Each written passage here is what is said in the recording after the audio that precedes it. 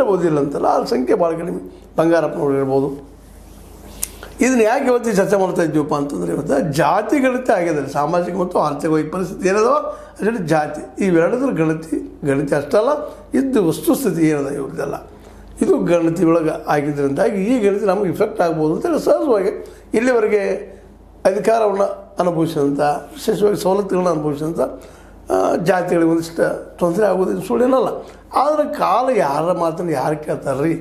ಯಾಕಂದರೆ ಒಮ್ಮೆ ಇದೇ ವಿಷಯದ ಕುರಿತಾಗಿ ವಿವೇಕಾನಂದರು, ನಿಮ್ಗೆ ಗೊತ್ತಿರ್ಬೋದು, ಹೆಸರು ಹೇಳೋ ಅವಶ್ಯಕತೆ ಇಲ್ಲ, ಆ ವಿವೇಕಾನಂದರು ಹೇಳಿದ್ರು ಒಂದು ಕಾಲಕ್ಕೆ ಬ್ರಾಹ್ಮಣರನ್ನ ಮನಾಡಿದರು ತಲೆಯಿಂದ. ಈ ಒಂದು ಏನು ವರ್ಣಾಶ್ರಮ ಪದ್ಧತಿ ನೆಲೆಗಟ್ಟಿನಲ್ಲೇ ಅಥವಾ ಇನ್ನೊಂದು ನೆಲೆಗಟ್ಟಿನಲ್ಲೇ ವರ್ಣದ ನೆಲೆಗಟ್ಟಿನಲ್ಲೇ ಅವರು ವಾದ ಮಾಡ್ತಾ ಹೇಳಿದ್ರು. ಅವರು ತಮ್ಮ ಪುಸ್ತಕ ಬರ್ಕೊಂಡಿದ್ರು, ಬ್ರಾಹ್ಮಣರು ಆಳಿದರು. ಅವ್ರ ನಂತರ ಏನಪ್ಪ ಅಂದರೆ ಎರಡನೇದಾಗಿ ಬಂದರು ಕ್ಷತ್ರಿಯರು ನಮ್ಮಲ್ಲಿ ಆಳಿದ್ರು ಸಾಕಷ್ಟಾಗೆ. ಆದಮೇಲೆ ಈಗ ಬ್ರಿಟಿಷರು ಬಂದಿದ್ದಾರೆ, ವ್ಯಾಪಾರಿಗಳು ಅವರನ್ನು ಆಳ್ತಾ ಇದ್ದಾರೆ. ಮುಂದೊಂದು ದಿನ ಶೂದ್ರರು ಆಳುವಂಥ ದಿನ ಬರ್ತದೆ ಅಂತೇಳಿ ಅವರು ತಮಗೆ ಅನಿಸಿದ್ದ ಮಾತನ್ನು ಹೇಳಿದರು. ಅದು ಇವತ್ತು ಬರ್ತಾಯಿದೆ ನಿಧಾನಕ್ಕೆ. ಯಾಕಂದ್ರೆ ಅವ್ರಿಗೆ ಗೊತ್ತಾಗ್ತಾಯಿದೆ. ಮೊನ್ನೆ ನೋಡ್ರಿ ನಮ್ಮ ನಿತೀಶ್ ಕುಮಾರ್ ಅವರು ಸರ್ವೆ ಮಾಡಿದಾಗ ಬೇಡ ಅಲ್ಲಲ್ಲಿ ಎಲ್ಲರಿಗೂ ಅನಿಸ್ಲಿಕ್ಕತ್ತದ, ಹೌದಪ್ಪ ಇಲ್ಲಿ ಜನ ಬಹುಸಂಖ್ಯಾತರು ಭಾಳ ಇದ್ದಾರೆ, ಕೆಲವು ಜನ ಅದು ಲಾಭ ಮಾಡ್ಕೊಂಡಿದ್ದಾರೆ ಇತಿಹಾಸದಲ್ಲಿ ಅಂತೇಳಿ ಈಗ ಅನಿಸ್ತೇ.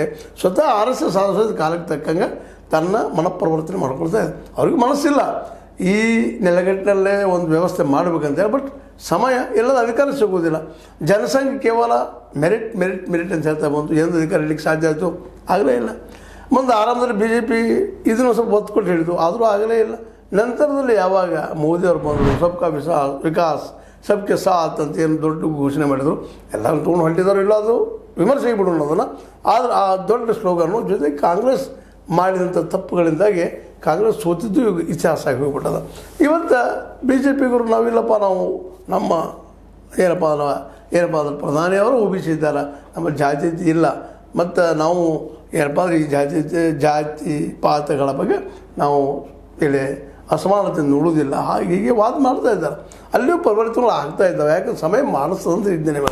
ಯಾಕೆ ಇವತ್ತು ಎಲ್ಲರಿಗೂ ಅನುಭವ ಬರ್ಲಿಕ್ಕೆ ಆಗ್ತದೆ. ಹೌದಪ್ಪ, ಇಲ್ಲಿಯ SC, ಇಲ್ಲಿಯ ST ಅಂದ್ರೆ ಆದಿವಾಸಿಗಳು, ಜೊತೆಗೆ OBC, ಜೊತೆಗೆ ಮೈನಾರಿಟಿ ಕೂಡಿದ್ರಪ್ಪ ಅಂದ್ರೆ ನಿಯರ್ ಟು 80-85 ಜನ ಆಗ್ತಾರೆ. ಆಗ ಸಹಜವಾಗಿ ಅವ್ರ ಅಧಿಕಾರ ಹೋಗಿಬಿಡ್ತದೆ. ಅದಕ್ಕಿಂತ ಅವ್ರನ್ನ ಪ್ಲೀಸ್ ಮಾಡಿಕೊಂಡು ಅಥವಾ ಅವ್ರಿಗೆ ರಿಸರ್ವೇಷನ್ ಕೊಟ್ಟು ಮತ್ತು ಅದ್ರ ಜೊತೆ ಹೆಣ್ಮಕ್ಳು ಕೂಡಿದ್ರಪ್ಪ ಅಂದ್ರೆ ಮುಗಿದು ಹೋಗಿಬಿಡ್ತದೆ. ಹೆಣ್ಮಕ್ಳು